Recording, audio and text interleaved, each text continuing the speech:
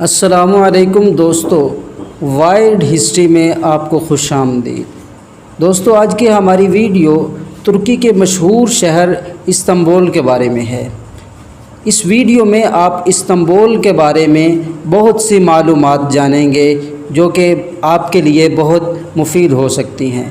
دوستو، استنبول اپنے جغرافیائی محل وقوع اور اپنی تہ در تہ تاریخ کے لحاظ سے دنیا کا ایک منفرد شہر ہے جو بہت سی امتیازی خصوصیات کا حامل ہے۔ اس شہر کے نام بھی مختلف زمانوں میں بدلتے رہے ہیں اور شاید دنیا کے کسی اور شہر کے اتنے نام نہ رہے ہوں جتنے اس شہر کے رہے ہیں۔ اس کا سب سے قدیم نام زارغرات تھا، پھر اس کو مکلاغارد کہا گیا۔ یونانی اور رومی دور کی ابتدا میں اسے بیزنطہ بھی کہا جاتا تھا۔ پھر جب تیسری صدی عیسوی میں رومی بادشاہ قسطنطین نے اس شہر کو اپنا پایہ تخت بنایا تو اس کا نام قسطنطنیہ ہو گیا۔ اسی کو روم جدید بھی کہتے تھے اور عربی تواریخ میں اس کو مدینہ الروم بھی کہا جاتا ہے۔ بازنطینی لوگ اسے ہی پولس بھی کہتے تھے جس کے معنی شہر کے ہیں، اور غالباً مدینہ الروم اسی کا ترجمہ تھا۔ جب یہ شہر مسلمانوں کے قبضے میں آیا تو بعض لوگ اسے استنبول کہنے لگے، جسے مسلمانوں نے بدل کر اسلام بول بنا دیا، اور خلافت عثمانیہ کے بعض کاغذات میں اسلام بول بھی لکھا گیا، لیکن باقاعدہ سرکاری نام قسطنطنیہ ہی رہا۔ خلافت عثمانیہ کے آخری دور میں اسے الآستانہ اور الباب العالی کے نام بھی دیے گئے، یہاں تک کہ جب خلافت ختم ہوئی تو 1930 عیسوی میں اس کا باقاعدہ سرکاری نام استنبول ہو گیا اور اب یہ شہر اسی نام سے معروف ہے۔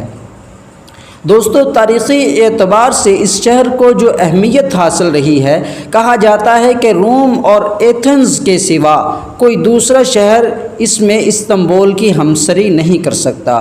یہ شہر 1100 سال تک سلطنت روما کا پایہ تخت رہا ہے، جو اپنے عہد عروج میں دنیا کی سب سے بڑی طاقت بھی تھی اور اس کی تہذیب دنیا پر چھائی ہوئی تھی۔ عیسائیوں کے مشرقی کلیسا کا مرکزی شہر بھی یہی تھا، جس کے سربراہ کو پیٹریارک کہا جاتا تھا، لہذا عیسائی مذہب کی تاریخ میں بھی اس کو بڑی زبردست اہمیت حاصل ہے۔ سلطنت روما کے زوال کے بعد جب یہ شہر مسلمانوں کے قبضے میں آیا تو خلافت عثمانیہ کا دارالحکومت بھی یہی بنا اور تقریباً 500 سال تک اسے پورے عالم اسلام میں مرکزیت کا مقام حاصل رہا۔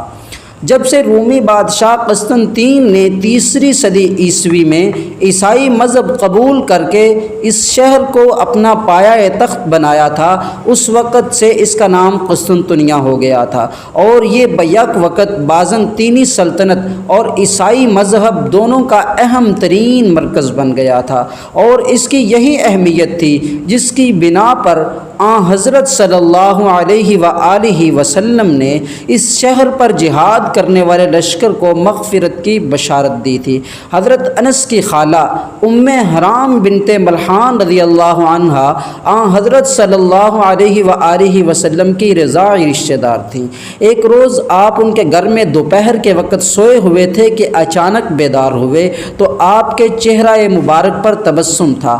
حضرت ام حرام نے تبسم کی وجہ پوچھی تو آپ صلی اللہ علیہ وآلہ وسلم نے فرمایا کہ خواب میں مجھے اپنی امت کے لوگ دکھائے گئے جو جہاد کے لیے سمندر کی موجوں پر اس طرح سفر کریں گے جیسے تخت پر بادشاہ بیٹھے ہوں۔ حضرت ام حرام رضی اللہ عنہا نے عرض کیا کہ یا رسول اللہ، دعا فرما دیجئے کہ اللہ تعالی مجھے بھی شامل فرما لے۔ آپ نے دعا فرما دی اور دوبارہ محو خواب ہو گئے۔ تھوڑی دیر بعد پھر بیدار ہوئے تو دوبارہ چہرہ مبارک تبسم سے کھلا ہوا تھا۔ حضرت ام حرام رضی اللہ عنہا نے دوبارہ وجہ پوچھی تو آپ صلی اللہ علیہ وآلہ وسلم نے فرمایا کہ میری امت کا پہلا لشکر جو قیصر کے شہر قسطنطنیہ پر جہاد کرے گا اس کی مغفرت کی بشارت دی گئی ہے۔ حضرت حرام رضی اللہ عنہا نے دوبارہ دعا کی درخواست کی کہ اے رسول اللہ صلی اللہ علیہ وسلم دعا فرمائیے کہ اللہ تعالیٰ اس لشکر میں مجھے بھی شامل فرما لے، لیکن اس مرتبہ آپ صلی اللہ علیہ وآلہ وسلم نے جواب دیا کہ نہیں، تم پہلے لشکر میں شامل ہو۔ حضرت صلی اللہ علیہ وآلہ وسلم کی یہ دونوں بشارتیں اس طرح پوری ہوئیں کہ حضرت عثمان غنی کے عہد خلافت میں حضرت معاویہ رضی اللہ تعالی عنہ نے قبرص پر حملہ کیا۔ یہ تاریخ اسلام میں پہلی بحری مہم تھی اور اس میں حضرت حرام اپنے شوہر حضرت عبادہ ابن صامت رضی اللہ عنہ کے ساتھ لشکر میں شامل ہوئیں۔ یہ جنگی مہم اس لحاظ سے کامیاب رہی کہ اہل قبرص نے مسلمانوں سے صلح کر لی، اور جب واپس ہونے لگے تو حضرت حرام ایک گھوڑے پر سوار ہونا چاہتی تھیں کہ اچانک گھوڑا بدک گیا اور اس نے آپ کو زمین پر گرا دیا۔ آپ اس زخم سے جان بر نہ ہو سکیں اور وہیں پر جام شہادت نوش کیا۔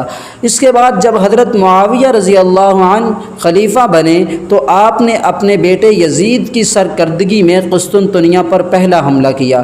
اس حملے میں بہت سے جلیل القدر صحابہ کرام شامل تھے، جن میں حضرت ابو ایوب انصاری رضی اللہ عنہ بھی داخل ہیں۔ یہ مسلمانوں کی طرف سے قسطنطنیہ کا پہلا محاصرہ تھا جو کافی مدت جاری رہا، اور حضرت ابو ایوب انصاری اسی محاصرے کے دوران بیمار ہو کر وفات پا گئے اور قسطنطنیہ کی دیوار کے نیچے مدفون ہوئے، جس کا واقعہ آگے آئے گا۔ بہر صورت اس محاصرے میں قسطنطنیہ فتح نہ ہو سکا اور لشکر واپس آ گیا۔ اس کے علاوہ حضرت بشر بن سحیم رضی اللہ عنہ سے ایک حدیث مسند احمد میں مروی ہے کہ تم ضرور قسطنطنیہ فتح کر لوگے، پس بہتر امیر اس کا امیر ہوگا اور بہتر لشکر وہ ہوگا۔ چنانچہ اس حدیث میں بیان کردہ سعادت کے حصول کے لیے بہت سے مسلمان حکمرانوں نے قسطنطنیہ پر حملہ کیا، جن میں حضرت عمر بن عبدالعزیز، حشام بن عبد الملک، مہدی عباسی اور ہارون الرشید وغیرہ شامل ہیں۔ بعض محاصروں میں شہر کے گرد باقاعدہ مکانات بھی تعمیر کر لیے گئے، لیکن شہر فتح نہ ہو سکا۔ اول تو اس شہر کا محل وقوع ایسا تھا کہ اس کے گرد سمندری خلیجوں نے حصار سا قائم کیا ہوا تھا۔ دوسرے یہ پہاڑی علاقہ تھا جس میں سردیوں کا موسم خاص طور پر عرب کے صحرا نشینوں کے لیے ناقابل برداشت ہو جاتا تھا۔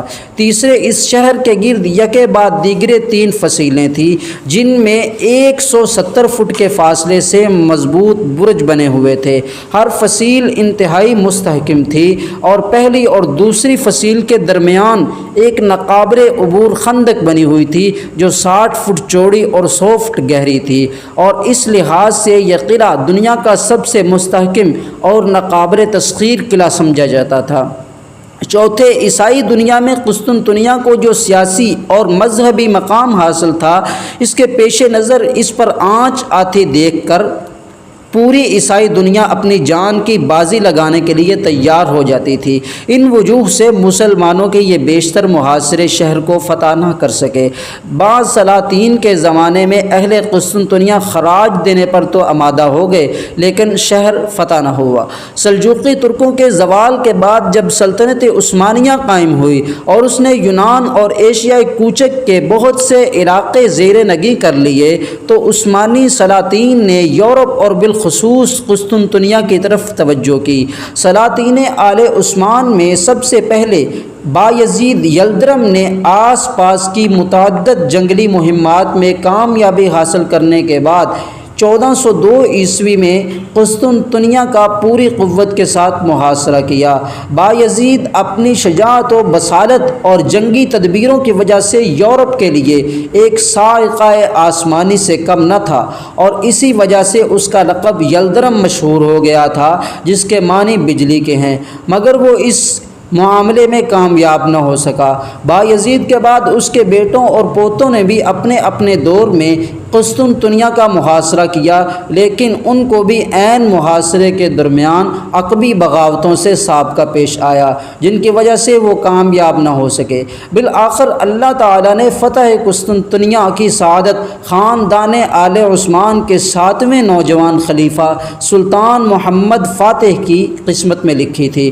اس نو عمر شہزادے نے 22 سال کی عمر میں خلافت کی باغ دوڑ سنبھالی، لیکن اپنی خدا داد صلاحیتوں سے اور بہت جلد اپنے پیشروؤں پر سبقت لے گیا۔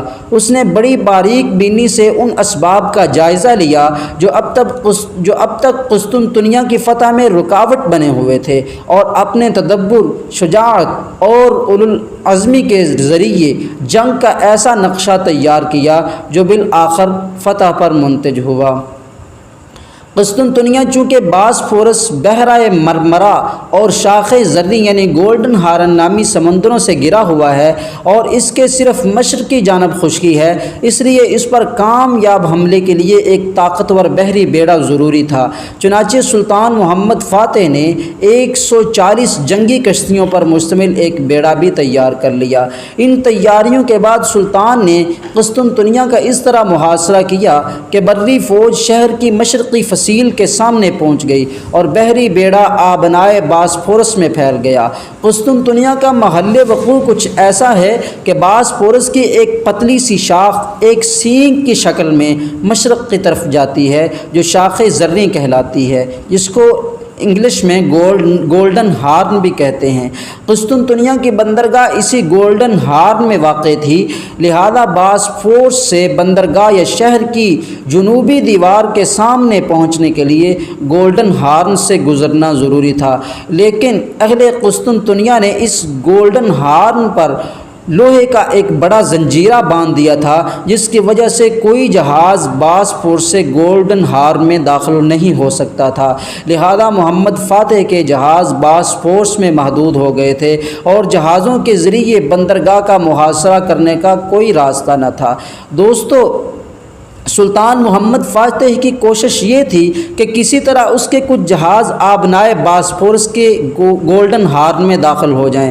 بالآخر ایک دن سلطان محمد فاتح نے ایک ایسا فیصلہ کیا جو دنیا کی تاریخ میں اس کی منفرد اور محیر العقول یادگار بن کر رہ گیا۔ اس کا فیصلہ یہ تھا کہ جہازوں کو گولڈن ہارن میں پہنچانے کے لیے انہیں 10 میل خشکی پر چلا کر لے جایا جائے گا، اور اس غرض کے لیے باسفورس کے مغربی ساحل سے جہاز خشکی پر چڑھا کر انہیں ایک ترچھے راستے سے گولڈن ہارن کے بالائی جنوبی کنارے تک پہنچایا جائے گا، جو آج کل قاسم پاشا کہلاتا ہے، اور وہاں سے انہیں گولڈن ہارن میں ڈال دیا جائے گا۔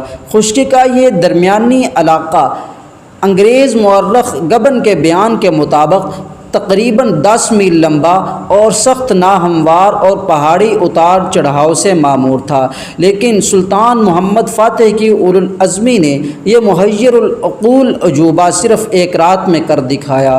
اس نے خشکی کے اس راستے پر لکڑی کے تختے بچھوائے، انہیں چکنا کرنے کے لیے ان پر چربی ملوائی، پھر 70 جہاز نما کشتیوں کو یکے بعد دیگرے باسفورس سے ان تختوں پر چڑھا دیا۔ ہر کشتی میں 2 ملاح سوار تھے اور ہوا کی مدد لینے کے لیے بادبان بھی کھول دیے گئے۔ ان کشتیوں کو بیل اور آدمی کھینچتے ہوئے 10 میل کی یہ پہاڑی مسافت طے کر کے گولڈن ہارن تک لے گئے۔ 70 کشتیوں کا یہ جلوس رات بھر مشعلوں کی روشنی میں محو سفر رہا۔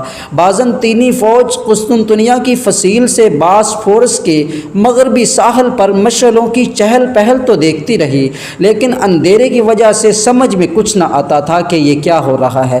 بالآخر جب صبح کے اجالے نے رات سے پردہ اٹھایا تو محمد فاتح کی 70 کشتیاں اور بھاری توپ خانہ گولڈن ہارن کے بالائی علاقے میں پہنچ چکا تھا۔ 10 میل خشکی پر جہاز چلانے کا یہ کارنامہ، جو محمد فاتح سے پہلے کسی کے تصور میں بھی نہیں آیا ہوگا، اس قدر حیرت انگیز ہے کہ مغرب کے متعصب مورخین بھی اس پر حیرت کا اظہار کیے بغیر نہ رہ سکے۔ ایڈورڈ گبن جیسے مورخ نے بھی اس کو معجزہ کے لفظ سے تعبیر کیا ہے۔ گولڈن ہارن میں عثمانی کشتیوں کے پہنچنے میں ایک فائدہ یہ تھا کہ یہاں سمندر کا پانی زیادہ گہرا نہیں تھا، اور زیادہ گہرائی نہ ہونے کی وجہ سے بازنطینیوں کے بڑے جہاز اس میں آزادی سے نقل و حرکت نہیں کر سکتے تھے۔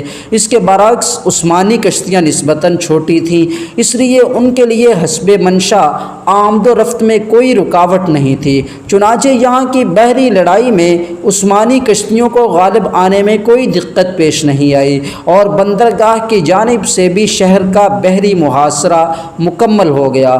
اس کے ساتھ ہی محمد فاتح نے گولڈن ہارن پر ایک پل تعمیر کیا اور اس پر اپنا بھاری توپ خانہ نصب کرا دیا۔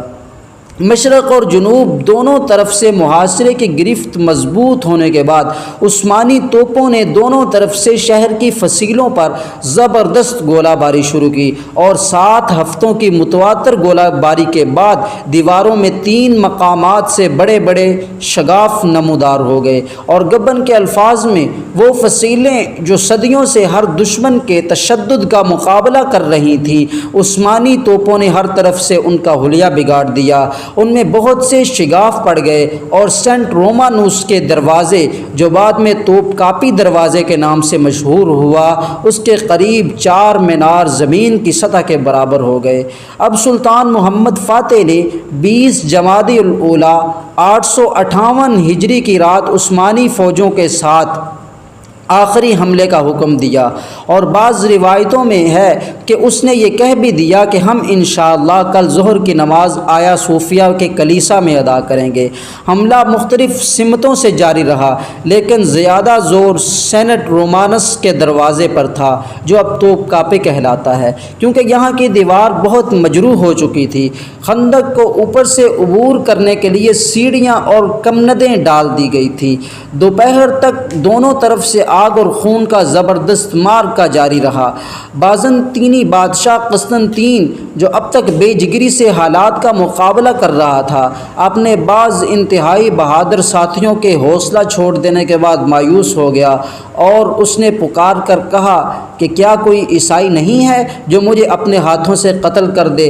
لیکن جب کوئی جواب نہ ملا تو اس نے شاہان روم کی خاص پوشاک اتار کر پھینک دی، اور عثمانی فوج کے بڑھتے ہوئے سیلاب میں گھس کر ایک سپاہی کی طرح بہادری سے لڑتا ہوا مارا گیا، اور اس کی موت پر اس 1100 سال کی بازنطینی سلطنت روما کا خاتمہ ہو گیا، جس کی ابتدا بھی قسطنطین سے ہوئی تھی اور انتہا بھی قسطنطین پر ہوئی، اور اس کے بعد قیصر کا لقب ہی ایک تاریخی داستان بن کر رہ گیا۔ سرکار دو عالم صلی اللہ علیہ وآلہ وسلم کا وہ ارشاد پورا ہوا، اذا ہلک قیصر فلا قیصر بعد، کہ جب قیصر ہلاک ہو گیا تو پھر کوئی قیصر نہیں ہوگا۔